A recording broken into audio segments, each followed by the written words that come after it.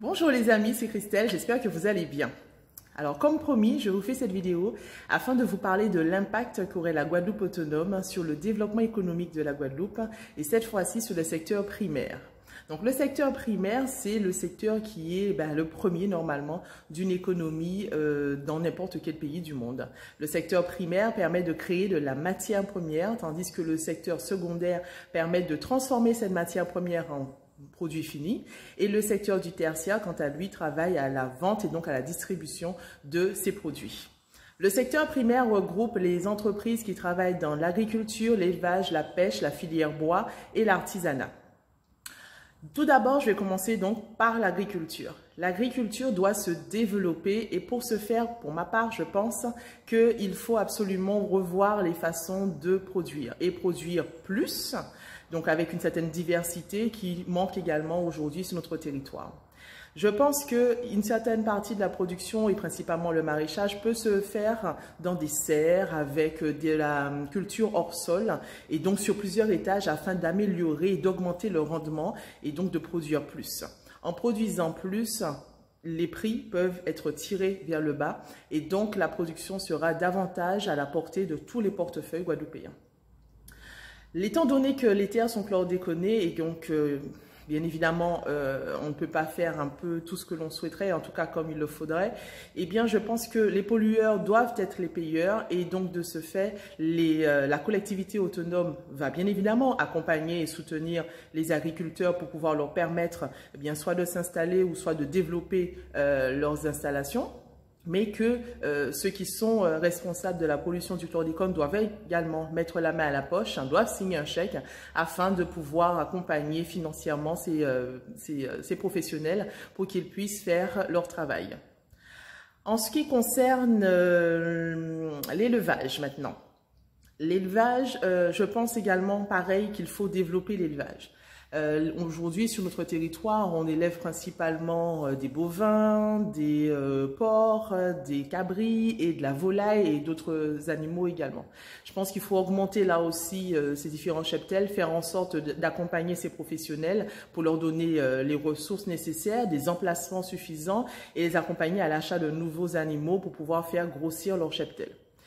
Je pense que aujourd'hui, avec une industrie qui fonctionnera bien, et bien que ces viandes, prenons l'exemple du porc, peut être transformées et nous pourrions faire localement les produits que nous apprécions d'acheter en magasin. On peut faire des tranches de jambon en barquette, on peut réaliser des dés de jambon, on peut réaliser des lardons, des queues de cochon, parce qu'aujourd'hui tous ces produits viennent d'importation et pourtant ce sont des produits dont nous sommes friands et pour lesquels il y a la compétence ici en Guadeloupe pour pouvoir créer cette filière, la dynamiser et faire en sorte d'avoir ces produits en quantité suffisante, peut-être pas pour satisfaire l'intégralité du marché, mais en tout cas, il serait plus que temps de créer vraiment et de dynamiser ce type de production.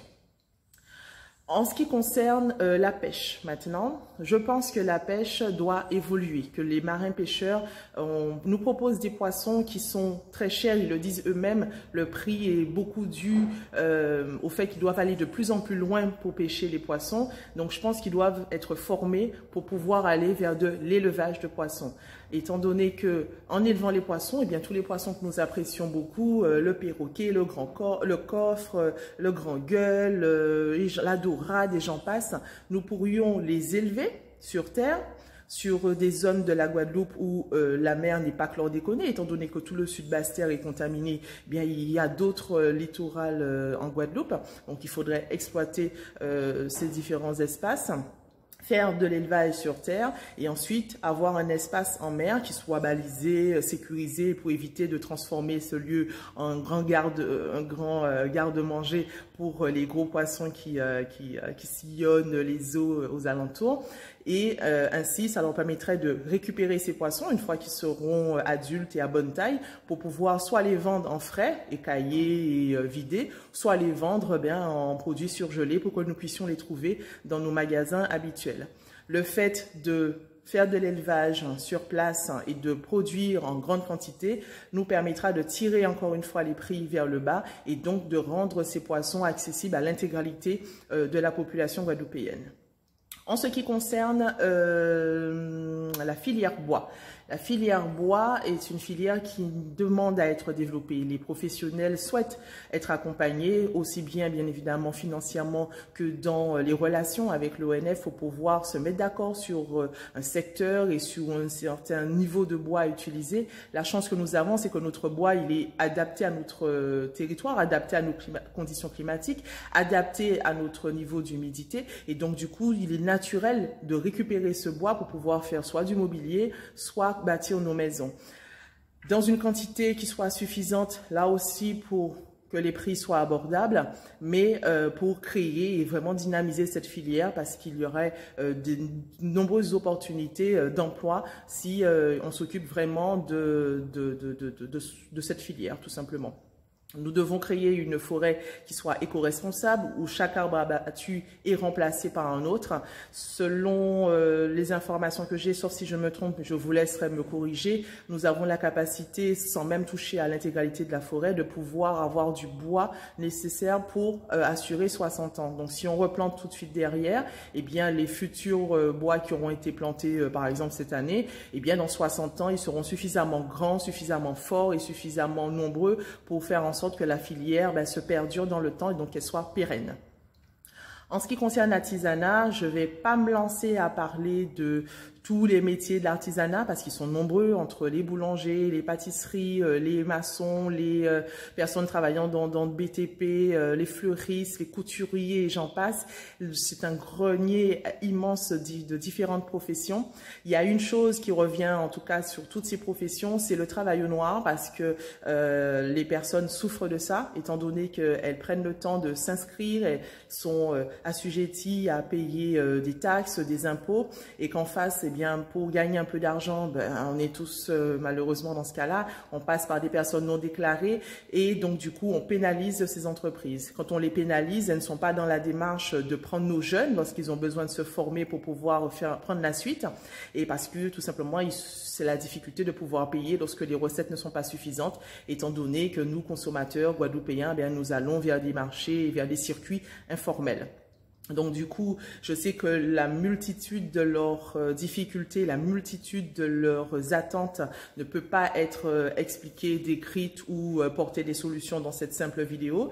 Donc du coup, je pense qu'il faut que les représentants de toutes ces différentes filières, de tous ces différents métiers, eh bien, puissent rencontrer une autorité dans la Guadeloupe autonome qui prenne en compte chacune de leurs doléances et qui leur met vraiment des solutions sur la table. De toute façon, la solution ne peut venir que d'eux-mêmes. Ce sont eux les professionnels, c'est eux qui maîtrisent leur sujet et c'est à eux de dire voilà ce qu'il nous faut dans ce secteur, dans cette filière pour être sûr de pouvoir continuer à réaliser notre activité et de les pérenniser et d'assurer également cette transmission de compétences. Je pense que la Guadeloupe autonome n'a pas qu'un rôle de portefeuille à jouer. Elle doit également jouer, comme je vous l'ai déjà dit dans une précédente vidéo, un rôle important sur la fiscalité afin de faire en sorte d'alléger autant que possible les productions locales en termes de taxes ou d'impôts pour faire en sorte que les produits arrivent à notre disposition à des prix qui soient accessibles à toute la population. Je regarde également les îles du Sud avec beaucoup d'attention, surtout Marie-Galante, parce que Marie-Galante a un territoire qui est relativement vaste, des terres agricoles que j'estime pour l'heure sous-exploitées et qui pourrait et qui devrait jouer son rôle de grenier de la population guadeloupéenne. Il doit venir de ce territoire un maximum de produits différents pour satisfaire à la consommation locale. Chose que j'ai oublié de dire en ce qui concerne l'agriculture, elle doit vraiment se développer sur sur une proposition plus diverse, plus variée. Il y a des productions qui sont vendues à prix d'or, on va dire, sur les marchés, pas seulement en Guadeloupe, mais de manière internationale. Je comprends pas qu'ici aujourd'hui en Guadeloupe, nous n'ayons pas une filière sur le café, une filière sur le cacao, une filière de la vanille, une filière sur les mangues, sur les avocats, sur les amandes, alors que tous ces arbres peuvent pousser très facilement en Guadeloupe. De plus, Comme ce sont des arbres qui sont généralement forts, puissants, avec des troncs, ils résistent davantage aux conditions climatiques. Hein. Face aux cyclones, on voit moins souvent un manguier à terre que de la canne ou de la banane. Donc du coup, aller sur des productions qui sont plus fortes et qui en plus pèsent beaucoup plus cher, hein, se vendent avec des prix plus élevés, permettrait vraiment de créer et de pérenniser cette filière de l'agriculture. Après, les idées, j'en ai tellement que je ne vais pas tout vous donner ici, parce que sinon la vidéo n'en finira pas. Donc, chose encore que je voulais dire. Alors, Monsieur Théophile a été récemment critiqué parce qu'il voulait mettre en place une taxe de 50 centimes sur les prix des billets d'avion pour financer les ramassages de sargasses. Alors, certes, je suis pas tout à fait d'accord avec lui parce que j'estime qu'il ne faut pas rajouter de taxes supplémentaires, en tout cas pas pour la population guadeloupéenne. Parce que pour ma part, je pense qu'on peut installer une taxe. Moi, j'irai pas à 50 centimes, mais je serais même plus carrément à 1 euro. Mais sur les billets d'avion uniquement pour les touristes. L'année dernière, il y a eu 1 million de touristes. Donc, du coup, si chacun avait mis 1 euro de plus, on aurait donc une recette d'1 million d'euros. Et cette recette, moi, je l'aurais utilisée pour financer les entreprises qui assurent aujourd'hui les liaisons maritimes entre la Guadeloupe et les îles du Sud, afin que non seulement nous puissions y aller de façon plus régulière et donc faire notre travail de touriste local, mais également leur permettre à eux de venir plus régulièrement sur la Guadeloupe, parce que certaines personnes, eh bien, elles ne viennent en Guadeloupe qu'une fois par mois pour faire toutes leurs démarches financières et économiques d'achat. Tout ça parce que le billet, parfois, elles le trouvent trop élevé. Si elles n'ont pas les moyens de venir plus régulièrement, c'est un peu dommage, étant donné que la Guadeloupe doit aller vers la direction de n'être plus qu'un seul et unique territoire. Cette double insularité dont souffrent nos îles du Sud doit vraiment s'estomper. Et donc, je pense qu'en ayant la possibilité de financer ces entreprises pour qu'elles tirent leur prix vers le bas, eh bien, rendront beaucoup plus accessible l'ensemble des territoires entre eux, tout simplement. Autre chose que je souhaitais vous dire, la collectivité autonome ayant le pouvoir sur le foncier de la Guadeloupe sera en mesure de mettre à disposition des terres pour toutes les personnes qui souhaitent travailler dans l'une de ces filières. Je pense qu'il est important de le rappeler, de le souligner pour que nous soyons sûrs que les choses se passent et se fassent dans des délais qui soient acceptables, tout simplement. Voilà, c'est tout pour aujourd'hui les amis. Je vous retrouve dans quelques jours, pas longtemps, parce que je souhaite vous faire la prochaine vidéo pour vous parler du congrès, le 16e congrès qui va se tenir le 20 décembre. Qu'est-ce qu'on peut y attendre, à quoi il sert et concrètement, qu'est-ce qui s'y passe. Voilà, pour vous donner des informations, vous donner également mon point de vue là-dessus et ce que vous devez observer, ce qui doit attirer votre attention et tout naturellement ce que l'on peut espérer obtenir de ce congrès. Donc voilà. J'espère que ces informations et les propositions que je formule dans cette vidéo en ce qui concerne le dynamisme économique du secteur primaire vous aura plu. N'hésitez pas à mettre en commentaire des idées ou des suggestions que vous souhaiteriez porter à toutes celles et ceux qui verront cette vidéo. Et je vous invite vraiment à faire preuve de créativité, à ouvrir l'esprit, à faire en sorte de, autant que possible, vous projeter dans cette Guadeloupe autonome où nous aurions le pouvoir réel d'influencer notre présent, de préparer notre avenir et d'enfin répondre à la satisfaction de la population guadeloupéenne.